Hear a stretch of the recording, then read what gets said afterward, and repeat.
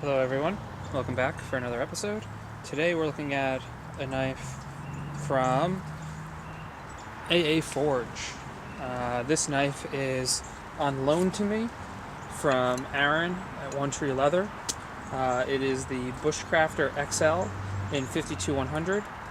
I believe it's about 5/16 of an inch thick. It is 4 3/4 inch blade length, and it has an exceptionally large handle.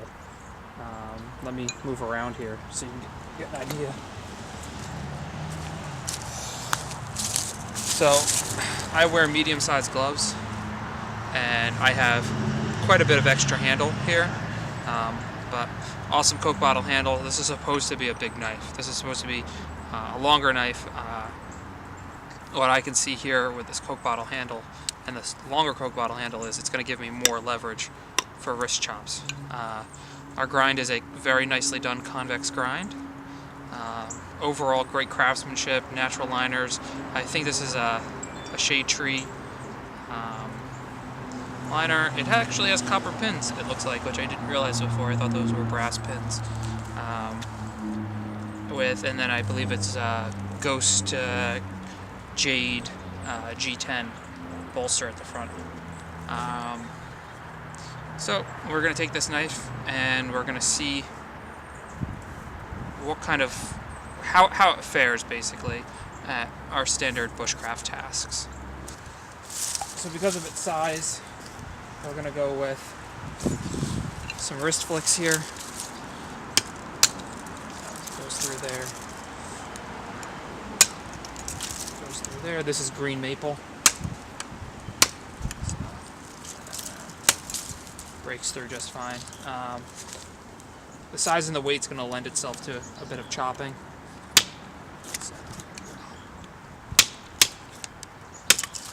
That's pretty awesome. One thing I like to do over chopping is batoning through because it gives a nicer edge. I don't have to go back and clean that up. So let's take a chunk off here.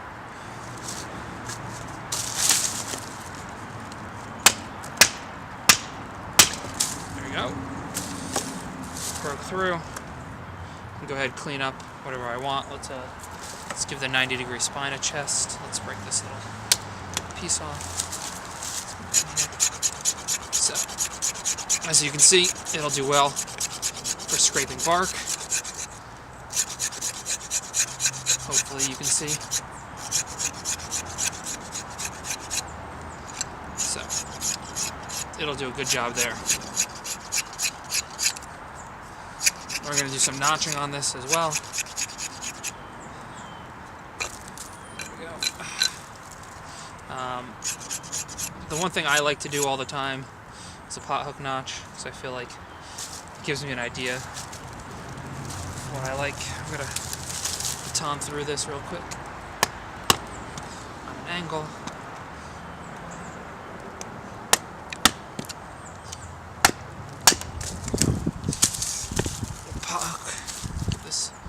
Nice little pot hook notch somewhere.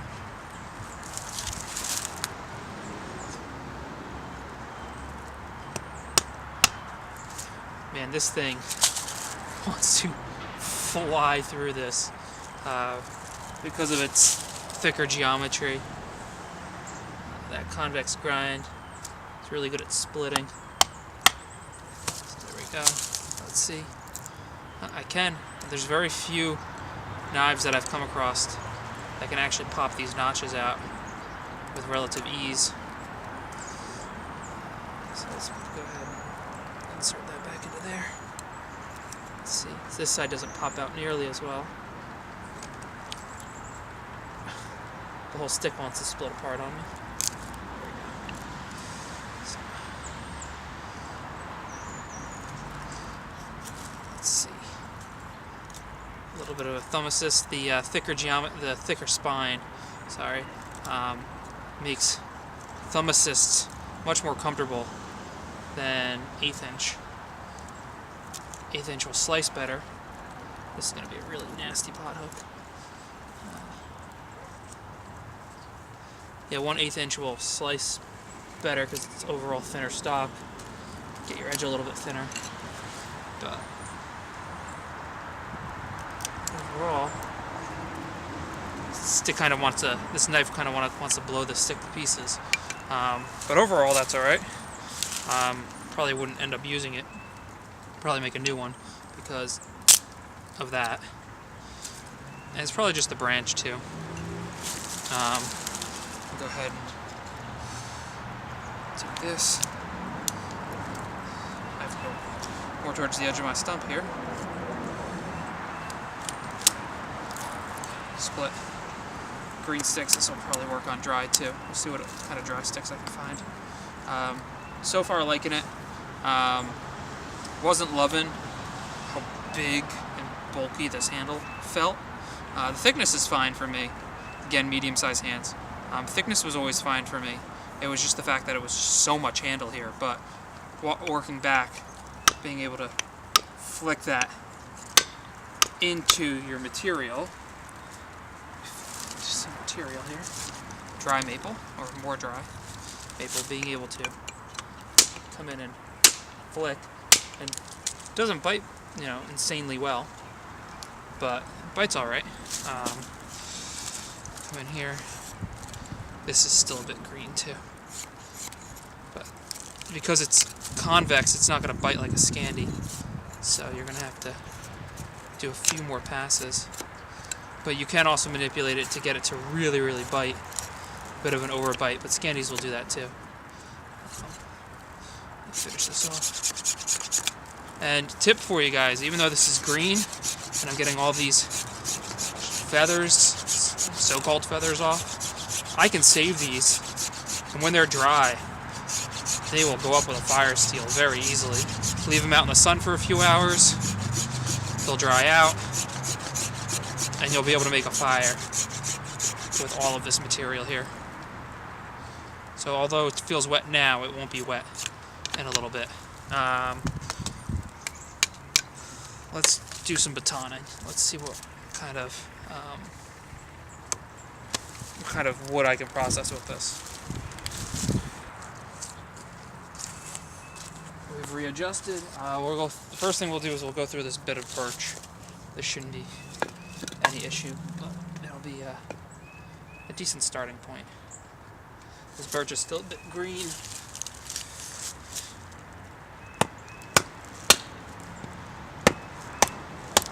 Oh, there's a knot in it. There's a healthy knot in it.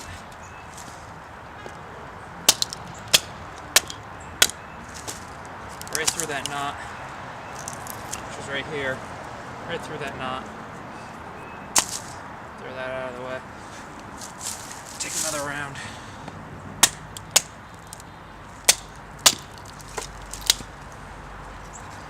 Good. You get a good bit of leverage on this handle, so you don't have to baton all the way through before you can split it. So we'll go down back here, and we can put our hand to stabilize it. Okay, I gotta go a little bit further. That's probably too far, but you can just twist the knife, so you get really good leverage on this handle, being a nice big handle.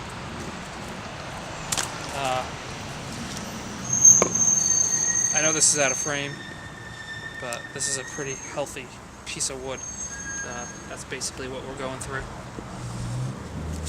Let's see if we can do it. Aaron didn't want me to go easy on these knives.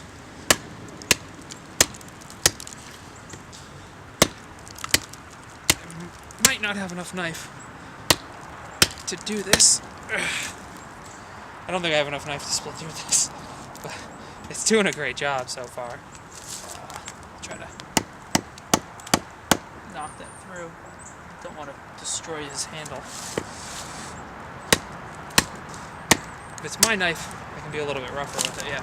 So I don't think I'm going to get through this. It's got a pretty nasty knot on it. And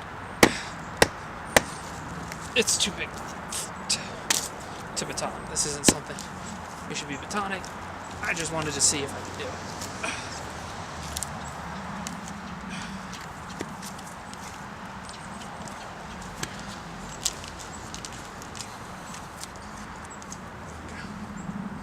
It's out. It looks great. No edge damage. no deformation. Let me see if I can find out. I got one thing we can do. I'm not sure what this is. This might be a bit of cherry. Again, probably too big for the frame, but I don't know. This might be too big as well. Let's find out.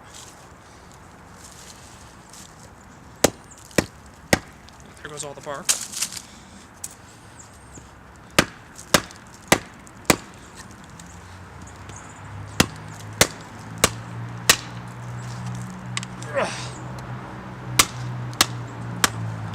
Bit of handle shock.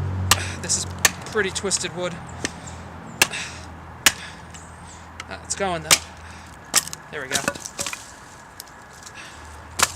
So, knocked off that chunk. Got a bit of handle shock because I had to hit it pretty hard. But nothing terrible. There you go. Again, with that leverage.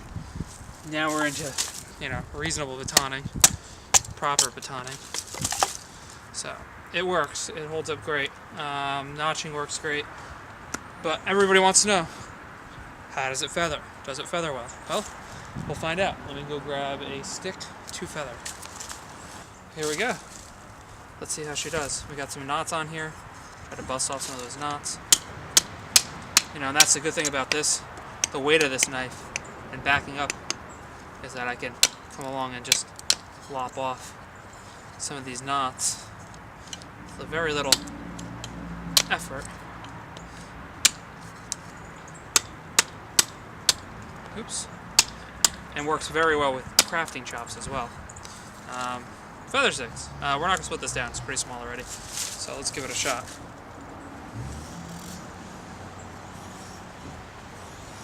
Because of it's that convex grind, it's not going to bite or try to dive into the wood nearly as much as, say, a Scandi would.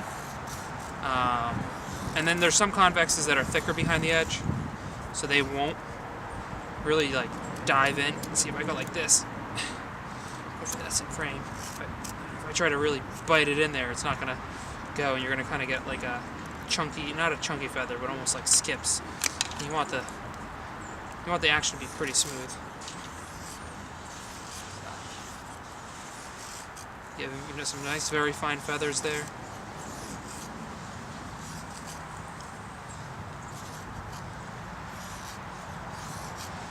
So it's working. I'm going to give it a shot. I'm going to try to slip this down just to get a better edge on it, a better surface area. Just using my hand right now.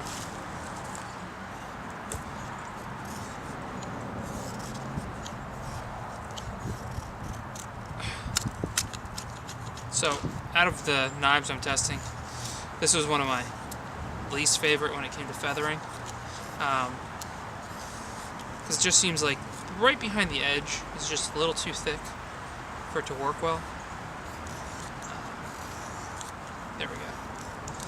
But sometimes it's the stick that you're using or the piece of wood.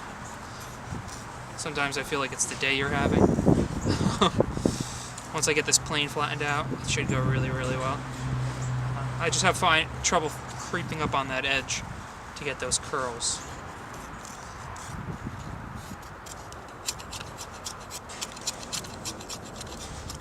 Flatten this out a bit. I'm getting curls, which is good.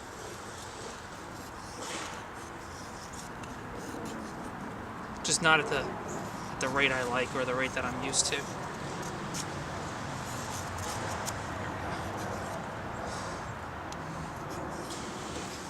But sometimes it just takes a little bit to figure out a knife. There you go. You can tell I'm starting to figure it out.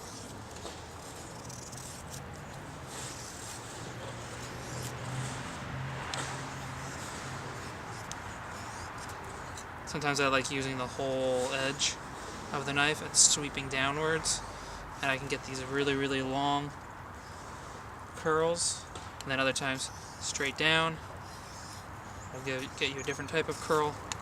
I like going like this, and I think the slower you go, the bigger the curl may be. The faster you go, the tighter the curl. I don't know, I've never played with it. No. It's probably just how much you're moving the knife. So not bad. It works well with feather sticking. The one thing a knife around this size would be good for is, which I also like doing, the fast feather technique. Hammer it in with a baton and come behind it. Then you can just make, you're not making feather sticks anymore, you're just kind of making curls. And you can vary the angle of your stick, and you can rotate it, and you can give it some really nice sharp jabs to break off any bunches you might make. So on some of the smaller bushcraft knives, I think this process works better on Scandi. This is my first time really trying it with a convex. But I think on some of the smaller bushcraft knives it's harder to do, but I think it's easier to find that edge on a Scandi. There we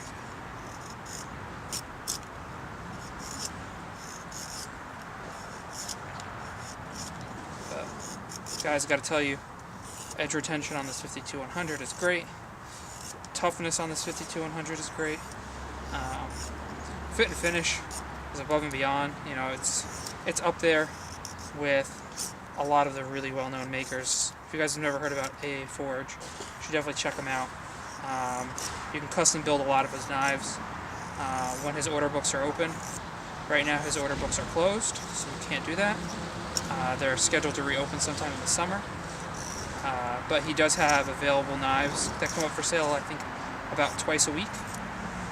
So you guys can check those out, try to get in on those. They're pretty popular.